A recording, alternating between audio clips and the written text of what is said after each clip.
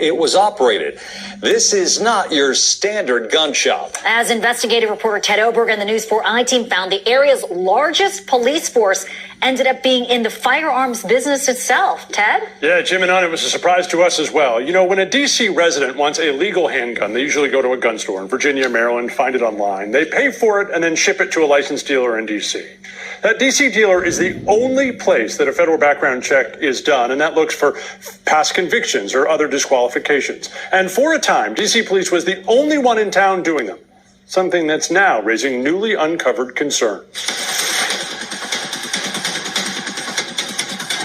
There are only 2 people in the entire district who can help you get a legal handgun in D.C., and Sean Poland is one of them. I wonder if that needs to be modified. Poland opened D.C. Security Associates in 2021, one of 2 federal firearms licensees in D.C. We believe in responsible ownership. At a time when D.C. had only one other gun dealer, the Metropolitan Police Department. According to everyone we talked to and federal records we've combed through, D.C. was then, and is still now, the only police department anywhere in America to sell guns to the public. The only one.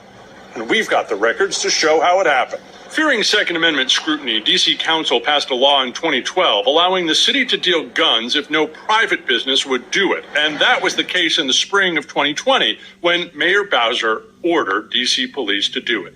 In April 2020, D.C. police started operating as both the dealer and enforcer of gun laws in the district. Police departments are not supposed to be firearms dealers, are they? No, heck no. That was my biggest point there. If your firearms branch screws up, you're going to inspect and enforce your own firearms branch? Months later, Poland remembers, D.C. police couldn't wait to get out of the gun business. They asked us to open early by 4 weeks. Why?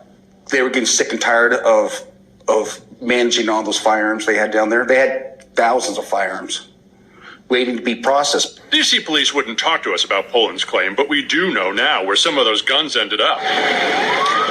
After a gun is found at a crime scene, the ATF traces it all the way back to the original sale with dealers like Poland, and then follows the trail to see who else may have bought the gun before it was used in a crime. Detectives use the traces to develop suspects. The ATF cracks down on dealers who sell a higher number of guns eventually recovered at crime scenes, forcing them to report more information and participate in what the ATF calls its Demand Letter 2 program. The agency put D.C. police in it after tracking dozens of guns from crime scenes in 2021 alone to MPD gun dealing. We are not anti-gun dealer at Brady. We are anti-irresponsible gun dealing. The group Brady United Against Gun Violence recently released hundreds of documents related to the program and found it's really rare to be put in it. But we found 14 dealers in the D.C. area, including Poland's and another who currently operate in D.C., and MPD was on the list too. It was a little bit surprising to see the D.C. Metropolitan Police Department receive a demand letter. But not to Poland. Does not surprise one bit. Who says he warned police he didn't think their gun selling practices were tight enough. I walked in there and it was archaic. The processes, the systems they were using to manage that process was archaic. I offered advice, offered little suggestions